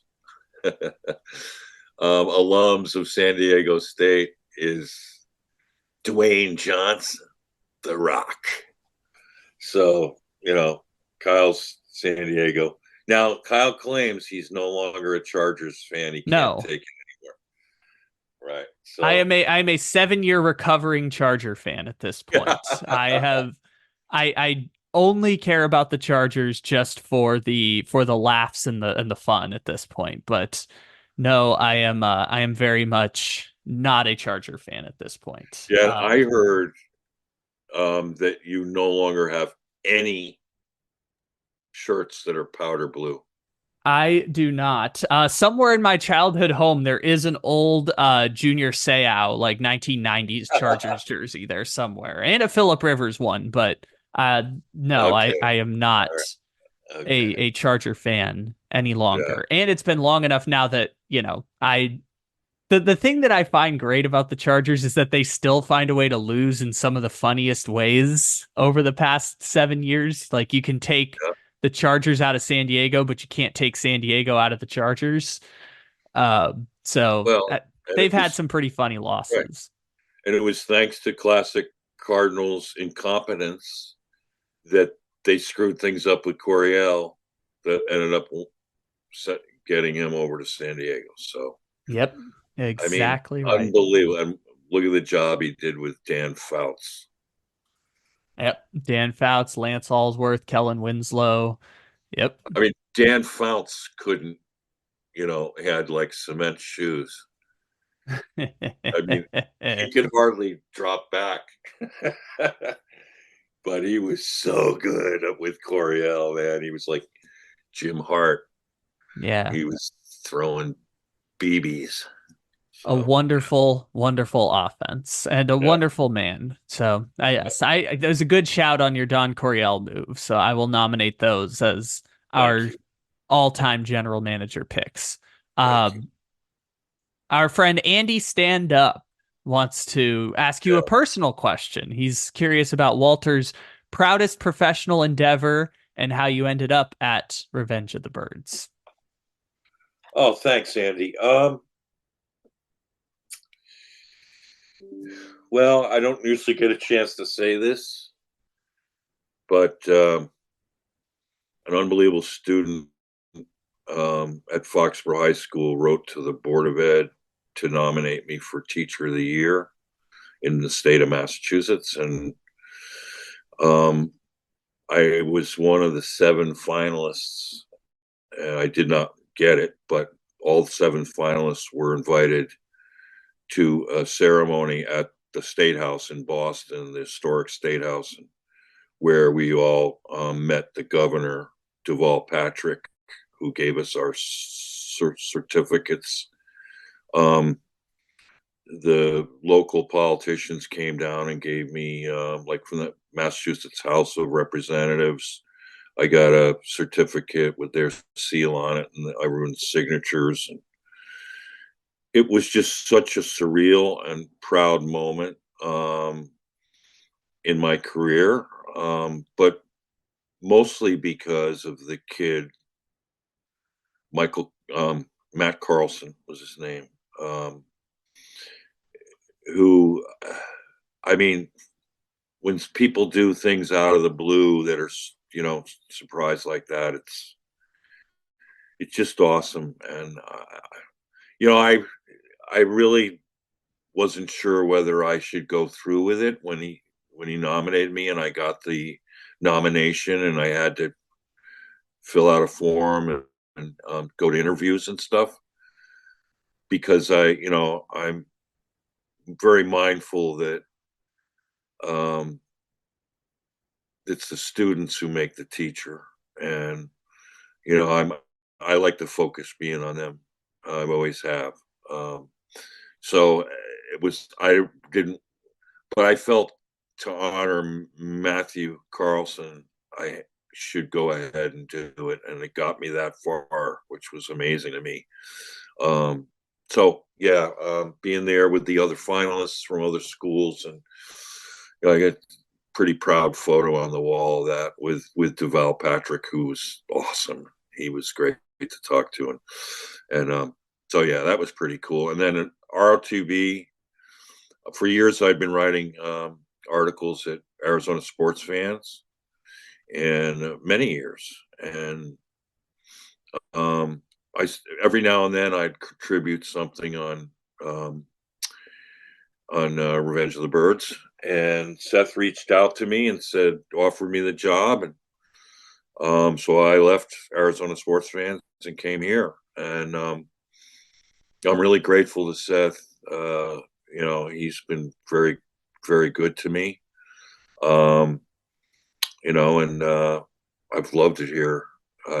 The members have been great, and the decorum on our board is much more civil than what I've been used to. It gets heated. We're all passionate, and that's a good thing. We all come at this from different angles and perspectives, which is a good thing, and our discussions are lengthy, which is a good thing. But Seth does a great job. I mean, this board would be nothing without Seth, and people don't realize behind the scenes all the stuff he has to do, on top of working a full-time job and coaching his kids. I mean, I don't know how he gets it all, and he's a draft analyst. He's got great stuff going with that. So yeah, kudos to Seth from me for what he does. I'm happy to be on the staff here with, John Buckley and Blake Murphy and Andy Kwong. It's a good team, and I'm proud of it. But I'm mostly proud of our members who, like Cardinals fans. I mean, our members are what makes this place happen, and the focus should be on you. And I'm so happy that Stewie asked us to do this, so we can put your names onto these questions, and really grateful. And the last one I have is our friend AZ Cardinals fan, who was asking about what your opinion is on drafting best player available in the context of the salary cap. And he has a long question here, but he lists how the most expensive positions to re-sign in order would go quarterback, wide receiver, edge rusher, left tackle, quarterback, right tackle, safety. Do you think it's more important to draft those types of positions, or draft someone like a Brock Bowers who doesn't necessarily fit those positions, but, is expected to get picked high in the draft despite the fact? And my thought on that for our friend AZ Cardinals fan is that, like, if you have one of those generational players at a position that is not regarded as like being expensive to re-sign, I think you go ahead and do it. I'm still baffled by the fact that 2 years ago, Kyle Hamilton fell to 14 to Baltimore, given that my friend Blake, who does draft scouting, had him as the best safety prospect he's ever seen. So if you have like best player in the history of a position, and if there's a consensus about that skilled prospect, I think you go ahead and take him. And maybe Bowers isn't the best tight end that's ever been drafted, but hot damn, he's the best tight end I've seen in college football in at least 5 years or so. Yeah, and that's a great point, AZ Cards fan, because Bowers in the long run would be easier to hold on to than the wide receiver market is going crazy. I mean, it's going up to 30 mil a year. If you're spending a lot on your quarterback, it's hard to spend a lot on a wide receiver too, which we're seeing now with the Chiefs. But the Chiefs have been smart to draft receivers that they can win over the middle with and on the perimeter. They do a really good job of being able to cater those guys to Mahomes' skills. But yeah, I mean, that's a strong consideration in today's NFL. And if the Cardinals wind up, they have 2 first-round picks, it could be a consideration. But at this point now, with our defensive needs, the premier spots now are, edge, and then we need another corner. We need a really good press corner and someone who can play the slot. We're going to need, I think, in this draft, 2 wide receivers and 2 corners. We got 11 picks. Hopefully they won't trade a lot of what we have away, because I think we need all of them.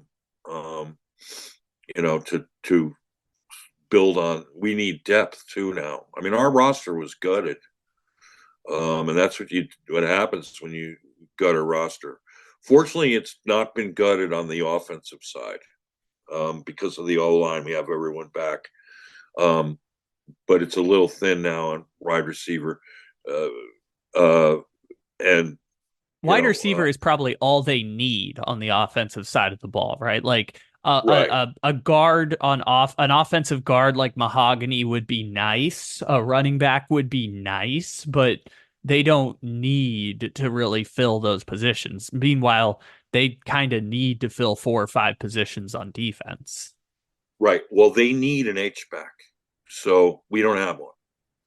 So that is such a key position. Think of all the motions they can do with Bowers. Oh my God. It's just, and you know what? Bowers on out passes beats corners regularly around the corner. I mean, he can turn it on. I mean, and in third down situations, all that would play so brilliantly into what Drew Petzing wants to do. All of it.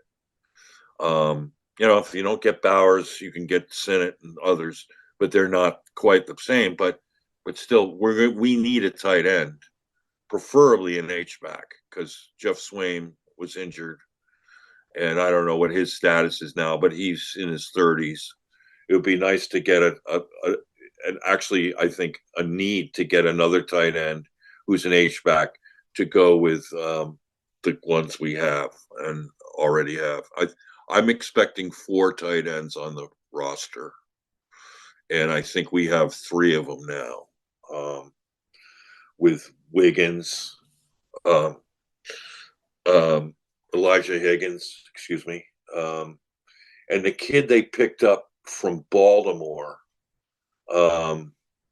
What's his name? Oh my goodness! He's a really good blocker. Are you thinking of Travis Vokalek? Yes, exactly, Travis Vokalek. And of course, we have Blake Whiteheart too, who may make a good run. I'm not sure if he can be an H-back, that would be a boon, and maybe he can. So I mean, right there we have 4 that I like a lot, and you're going to have 1 on the practice squad, but adding to that position group would be good. I agree with, and I think there are guys, because we have so many picks, there are interesting, as I mentioned earlier, guard and tackle prospects later on in the draft that you could take. Christian Jones from Texas. I mean, if he's at pick 90, I mean, he could be our tackle for years to come. I love that kid. And Roger Rosengarten, Love that kid. So there are guys back there that I think you can pick if they're the BPA best player available. All right. Well, unless we would like to break out into pizza debate here at the very end of the podcast, because I know you were talking pizza with some people.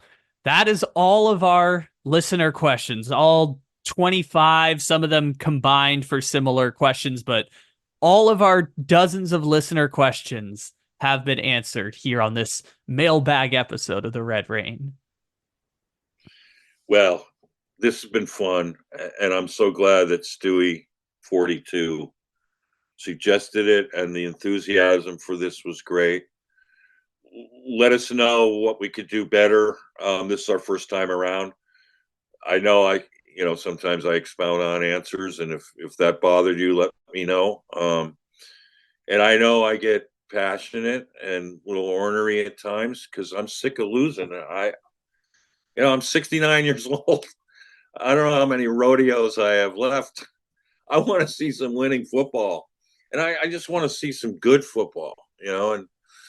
And the Cardinals have been down so long, and I'm not changing. I'm not going to another team.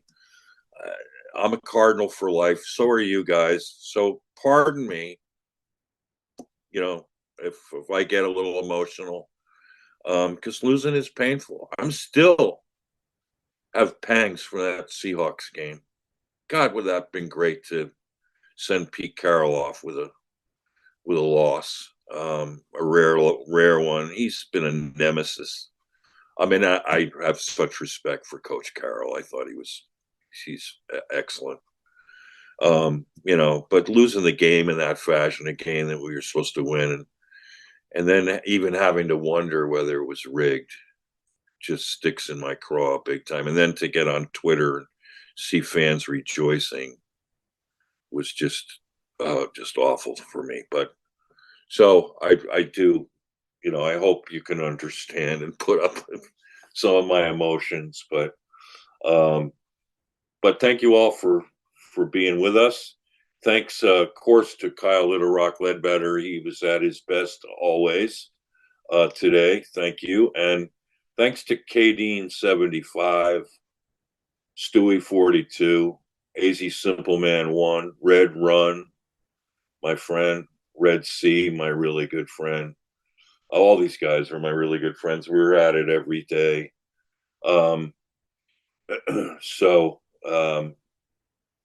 Sun Devil 99, who's we're arguing it out every day. Flash 87, love Flash, love Sun Devil. Since 61 is my brother. I'm since 63. He's 661. I look up to him. He's amazing. Babalu Boogie Night. Now he asked, can Monty afford to pass on MHJ if he's there at 4? And this is the biggest question of the draft for the Cardinals.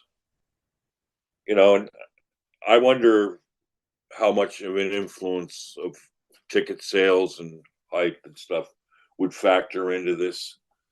I mean, with all the roster holes, trading down would seem to make sense. But, you got a special player there in Marvin Harrison Jr.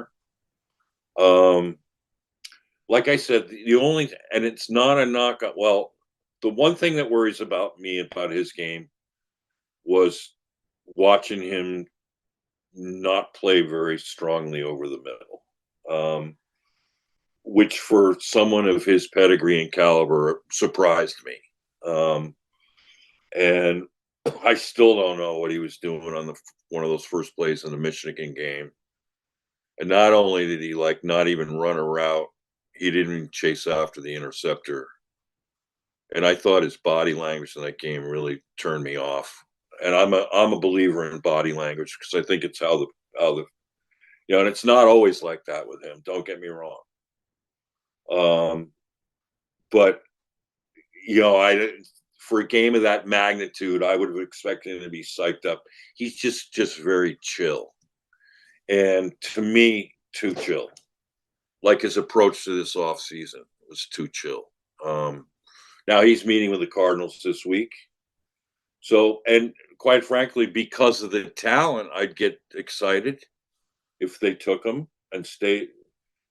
I'm hoping that, we can add more draft picks, but, so yeah, Babalu, it's a great question.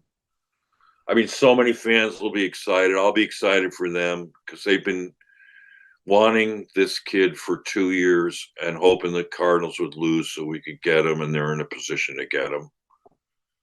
That itself to me